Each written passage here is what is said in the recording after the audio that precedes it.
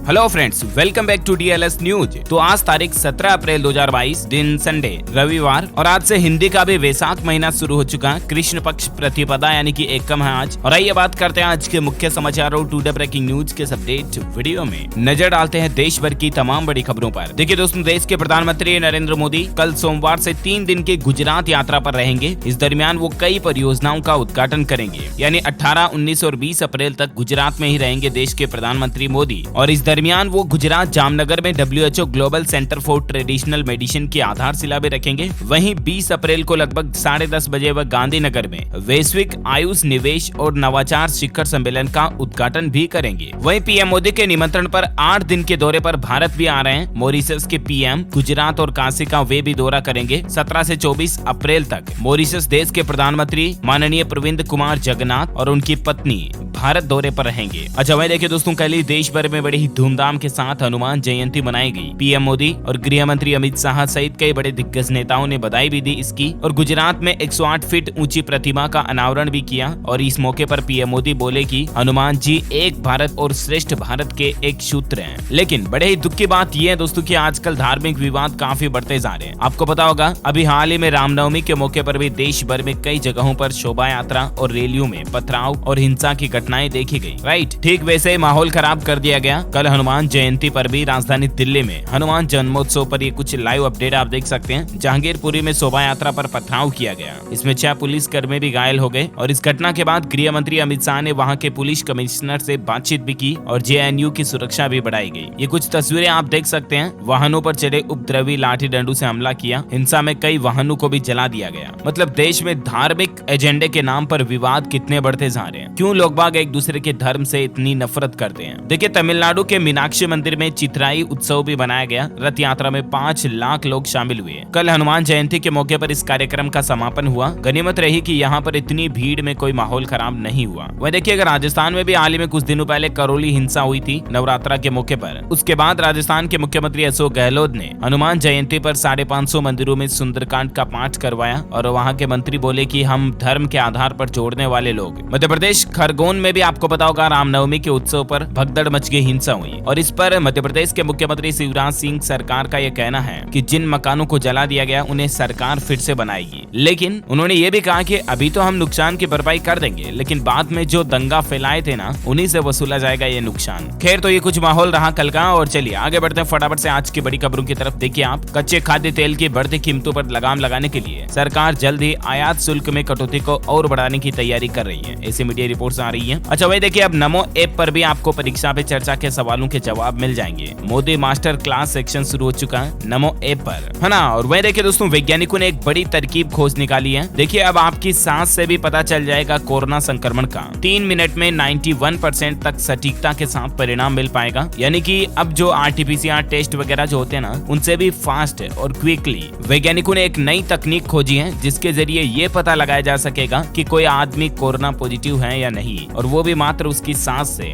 जैसे अल्कोहल वगैरह चेक करने के लिए दारू पी रखा बंदे ने या नहीं रखा, उसको चेक करने के लिए जो ट्रैफिक पुलिस वाले वो सांस छोड़ने वाली चेक करने वाली मशीन रखते हैं ना, ठीक वैसे ही मशीन वैज्ञानिकों ने बनाई है, जिसके जरिए कोरोना जांच का पता लगाया जा सकेगा। फूड एंड ड्रग एडमिनिस्ट्रेशन यानी कि FDA ने एक ऐसे टेस्टिंग डिवाइस के उपयोग को आपातकालीन मंजूरी भी दे दी है, जिससे कि सांस की मदद से कोरोना संक्रमण की पुष्टि की जा सकेगी। और ये दुनिया की पहली ऐसी डिवाइस है जो सांस के सैंपल से कोविड-19 का पता लगाने में मदद कर सकती है। आपको बता दूं, FDA यूनाइटेड स्टेट्स गवर्नमेंट की एजेंसी है। चलिए अगला अपडेट देखिए दोस्तों, उत्तर प्रदेश में श्रमिकों की बेटियों की शादी में अब योगी सरकार देगी 1 लाख रुपए का शगुन। जी हाँ, दरअसल उत्तर प्रदेश के मुख्यमंत्री योगी आदित्यनाथ सरकार चुनाव के दौरान जो वादे किए थे ना, उनको पूरा करने के लिए 100 दिन का एक टारगेट लक्ष्य रखा है। और यूपी सरकार के इन्हीं लक्ष्यों में से एक योजना ये भी है। इस योजना के जरिए श्रमिकों के परिवार की बेटी को शादी में आर्थिक मदद देती है यूपी सरकार। अभी तक सिंगल मैरिज में ये मदद 55,000 रुपए थी। अब इसे बढ़ाकर 1 लाख रुपए करने का प्रस्ताव किया गया। और माना जा रहा है कि उत्तर प्रदेश राज्य में जल्द ही इस पर फैसला लेगी योगी सरकार, क्योंकि भारतीय जनता पार्टी ने इसे भी अपने घोषणा पत्र में शामिल किया था। तो उम्मीद है बहुत जल्द यूपी के श्रमिकों को ये फायदा मिलेगा कि उनकी बेटी की शादी में योगी सरकार 1 लाख रुपए की मदद करेगी, है ना। वहीं मीडिया रिपोर्ट्स ऐसी भी आ रही दोस्तों की सरकार इस तरह की तैयारी कर रही है कि अब हर महीने सामाजिक सुरक्षा पेंशन भी मिलेगी। और इससे उत्तराखंड राज्य में 6.5 लाख बुजुर्गों और विधवाओं को लाभ मिलेगा। दरअसल उत्तराखंड सरकार बुजुर्ग, विधवा और दिव्यांग जनों को हर महीने सामाजिक सुरक्षा पेंशन देने की तैयारी कर रही है। इसके लिए समाज कल्याण विभाग ने तैयारियां भी शुरू कर दी है। लगभग 6.5 लाख लाभार्थियों को इसका लाभ मिलने की उम्मीद है। ये पेंशन बुजुर्गों को हर महीने 1400 रुपए मिलेगी और तकरीबन 2 लाख के लगभग विधवाओं को 1200 रुपए पेंशन मिलेगी। अभी इसे पाने के लिए लाभार्थियों को 3 महीने का इंतजार करना पड़ता है, लेकिन सरकार चाह रही है कि इस पेंशन योजना को हर महीने दिया जाए, है ना। 3 महीने बाद नहीं मिलेगी अब ये पेंशन, बल्कि हर महीने मिलेगी। बहुत जल्द ऐसी व्यवस्था शुरू हो जाएगी। अच्छा, बिहार राज्य से एक बड़ी खबर आ रही है कि बिहार में अब किसान भाई लोग अगर पराली जलाएंगे तो उन पर मुकदमा दर्ज होगा। वायु प्रदूषण और भी पराली जलाने के चलते होने वाले दूसरे नुकसानों से बचने के लिए बिहार सरकार ने किसानों के लिए ये सख्त चेतावनी जारी की है। बिहार से एक और अच्छी खबर ये आ रही है कि प्राइवेट स्कूलों की टाइमिंग भी बदल दी गई है। बिहार में गर्मी अभी काफी ज्यादा बढ़ रही है और इसीलिए सरकार ने टाइम में कटौती कर दी है। बिहार के सभी जिलों में अब सभी प्राइवेट स्कूल 11:45 तक ही चलेंगे, मतलब 11:15 बजे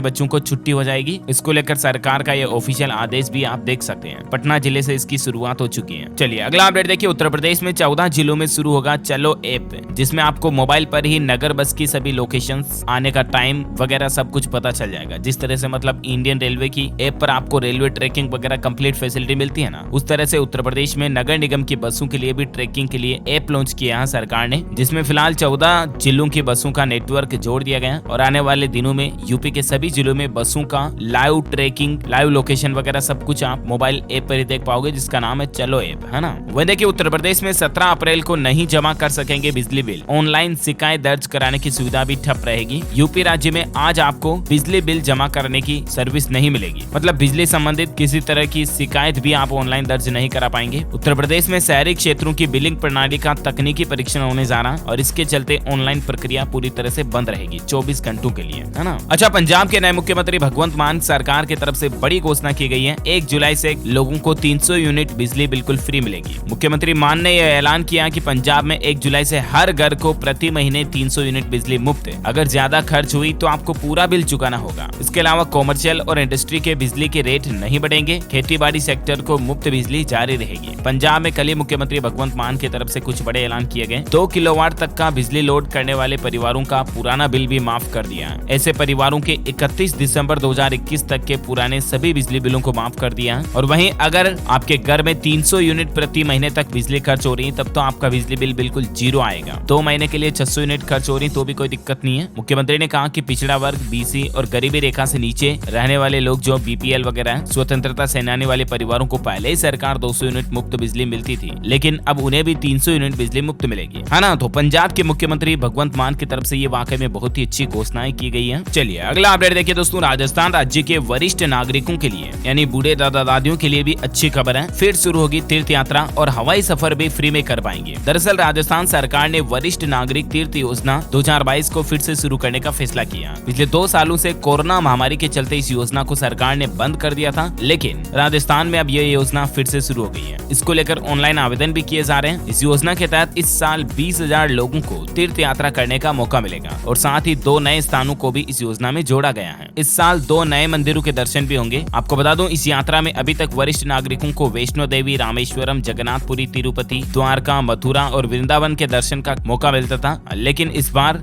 गंगा सागर और उज्जैन महाकालेश्वर के दर्शन भी आप इस योजना में कर पाएंगे। इसके अलावा सरकार तकरीबन 2000 बुजुर्गों को प्लेन से हवाई यात्रा भी करवाएगी बिल्कुल फ्री में। इसके लिए भी पंजीयन रजिस्ट्रेशन शुरू हो चुके हैं। आप राजस्थान सरकार के ऑफिशियल पोर्टल devstan.rajasthan.gov.in पर जाकर ऑनलाइन अप्लाई कर सकते हैं। 60 साल से ज्यादा उम्र के जो वरिष्ठ नागरिक हैं वो इसके लिए एलिजिबल हैं। ओके, चलिए अगला अपडेट देखिए दोस्तों। वैज्ञानिकों की रिसर्च में इस बात का भी पता चला कि कोरोना के इस तरह के साइड इफेक्ट भी देखे जा रहे हैं। मतलब जो लोग कोरोना से ठीक हो चुके हैं ना, रिकवर हो चुके हैं, उनके बाद उनके शरीर में इन अंगों पर बुरा असर पड़ रहा है और कुछ उम्र के लोगों को ज्यादा खतरा भी है। कोरोना से उबरने के बाद लोगों में सांस फूलना, आंखों में जलने की समस्याएं, मांसपेशियों में कमजोरी आना, एकाग्रता में कमी, वजन घटना, नींद नहीं आना जैसी समस्याएं भी देखी गई है। अच्छा, वहीं देखिए यूक्रेन को हथियारों की सप्लाई पर भड़का रूस। अमेरिका और नाटो को भी दी धमकी। ब्रिटेन के पीएम समेत कई नेताओं पर लगाया बैन। वहीं 5G टेक्नोलॉजी पर खबर आ रही है दोस्तों की इसके लिए अनिवार्य होगी हाउसिंग प्रोजेक्ट में टेलीकॉम इंफ्रास्ट्रक्चर की स्थापना। मतलब 5G तकनीक को जल्द शुरू करने के लिए सरकार नेशनल बिल्डिंग कोड और मॉडल बिल्डिंग बायलॉज में बदलाव कर रही है। वह आवास परियोजनाओं और परिसर के अंदर टेलीकॉम की इंफ्रास्ट्रक्चर की स्थापना को अनिवार्य करने की योजना भी बना रही है, ऐसी मीडिया रिपोर्ट्स आ रही हैं, है ना। और वहीं देखिए बड़ी खबर, श्रीलंका में आर्थिक संकट छाया हुआ और उसके बाद ये बड़ा फैसला लिया गया कि अगले 5 दिन श्रीलंका देश का स्टॉक मार्केट बंद रहेगा। 18 अप्रैल से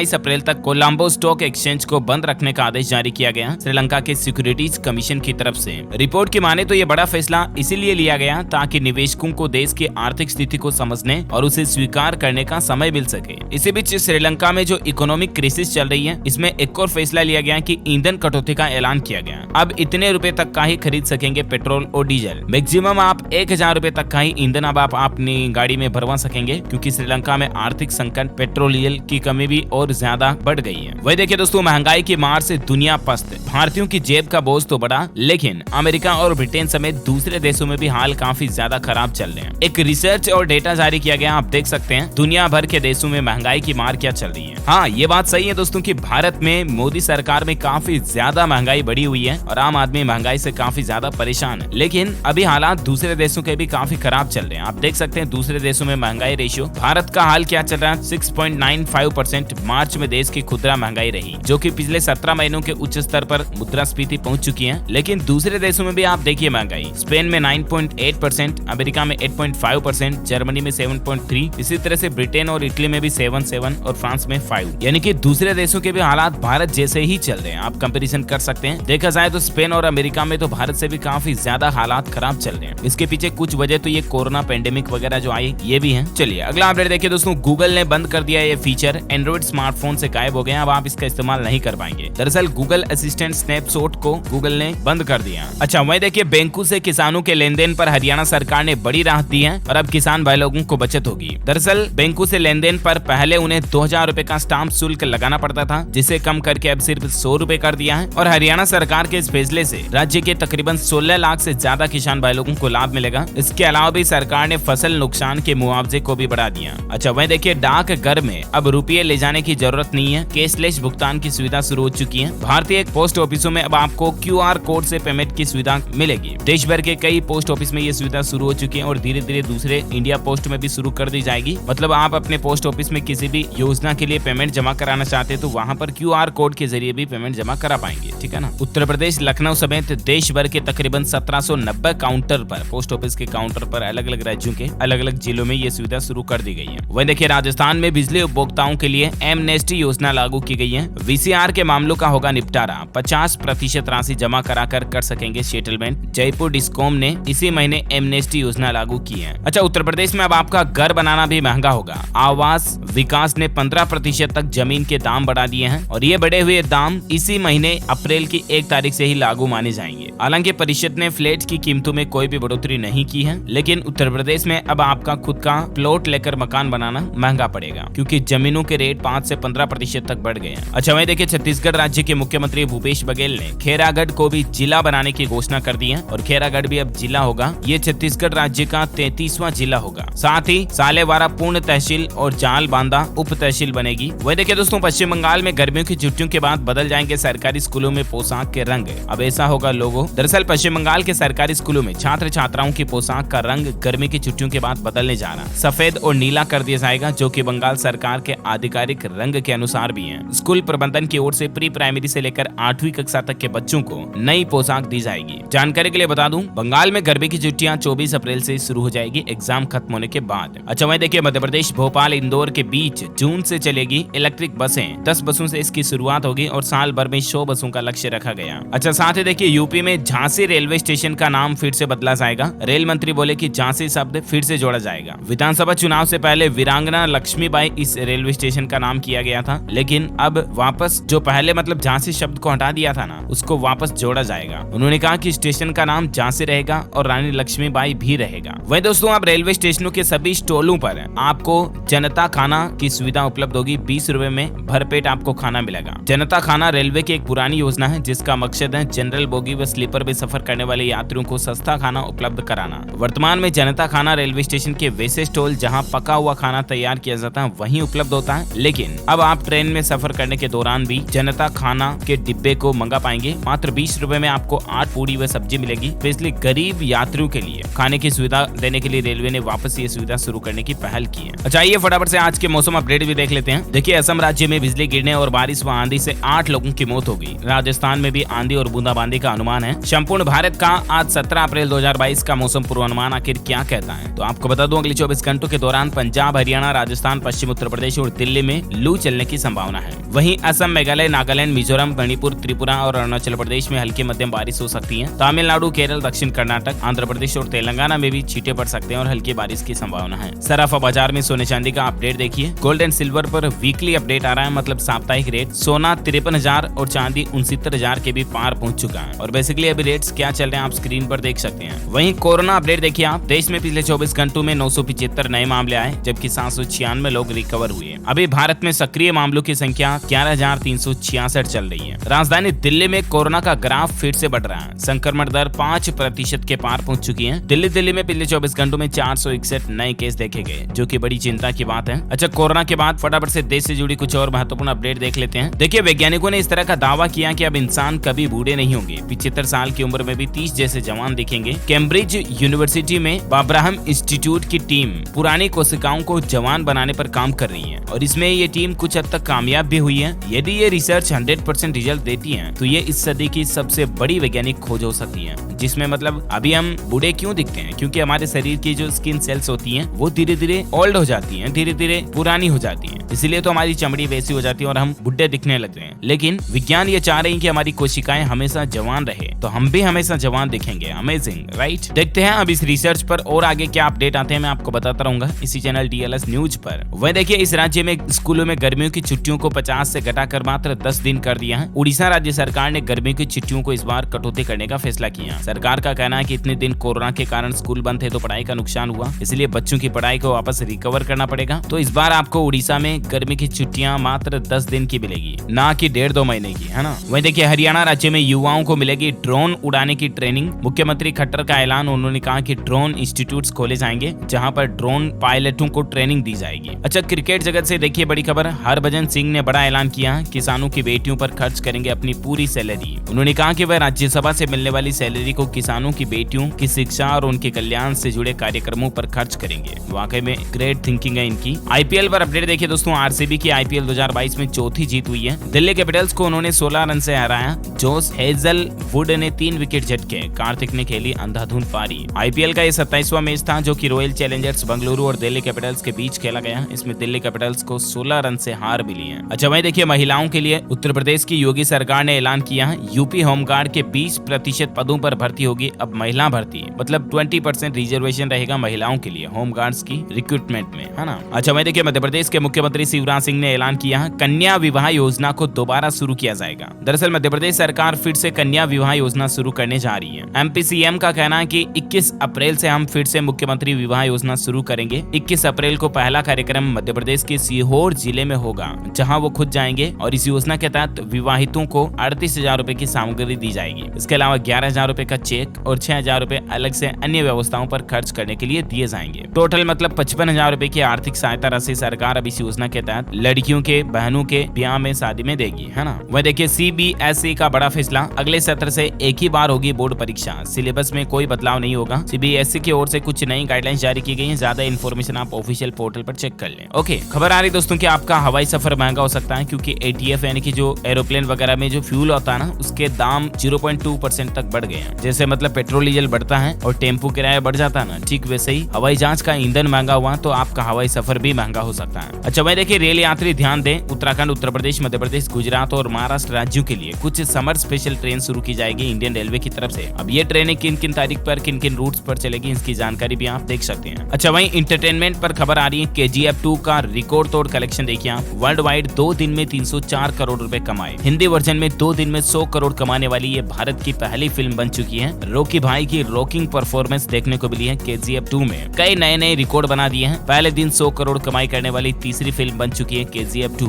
और साल की 5 सबसे बड़ी फिल्मों की ओपनिंग से सबसे ज्यादा कलेक्शन KGF 2 का रहा। वह देखिए, राजस्थान में हर ब्लॉक में लगेंगे हेल्थ शिविर। ग्रामीणों के सेहत की जांच की जाएगी। 18 अप्रैल से सरकार इस तरह के शिविर अलग अलग जिलों में आयोजित करेगी, सभी ब्लॉक्स में, जहां निःशुल्क इलाज की व्यवस्था मिलेगी। गांव के लोगों को हॉस्पिटल फैसिलिटी के लिए सरकार ये मतलब योजना आयोजित कर रही है। अच्छा, वह देखिए दोस्तों, 23 अप्रैल को देश के गृह मंत्री अमित शाह बिहार राज्य के रोहतास जिले में जाएंगे और वहां पर वो गोपाल नारायण सिंह विश्वविद्यालय के प्रथम दीक्षांत समारोह में हिस्सा लेंगे। ओके, इसी कड़ी में आज दिन भर की तमाम बड़ी खबरें, मुख्य समाचार, टुडे ब्रेकिंग न्यूज न्यूज का अपडेट वीडियो यहीं फिनिश होता है। और हाँ, आप मुझे कमेंट करके बताइए दोस्तों की गृह मंत्री अमित शाह से पहले भारत के पूर्व गृह मंत्री कौन थे। कमेंट करके बताइए। जो लोग इस सवाल का सही जवाब इस वीडियो के नीचे कमेंट में देंगे ना, वो रेंडमली सेलेक्ट होने पर आप हमारी DLS न्यूज टीम की तरफ से जीत सकते हैं एक शानदार सरप्राइज गिफ्ट, जिसमें आपको mobile, computer, laptop, tablet, PC, gadgets वगैरह कुछ भी जीतने का मौका मिलेगा। ओके, इसी के साथ ही अगर आपको वीडियो अच्छा लगा तो इसे लाइक करना और शेयर भी करना अपने दोस्तों के साथ फेसबुक और व्हाट्सएप पर। और हाँ, आप हमारे चैनल DLS न्यूज को सब्सक्राइब करके बेल आइकॉन भी जरूर दबा देना, ताकि आपको रोजाना के ताजा अपडेट्स और काम की खबरें तुरंत आपके मोबाइल पर मिलती रहेगी। Thank you, take care, good bye, जय हिंद, जय भारत, वंदे मातरम।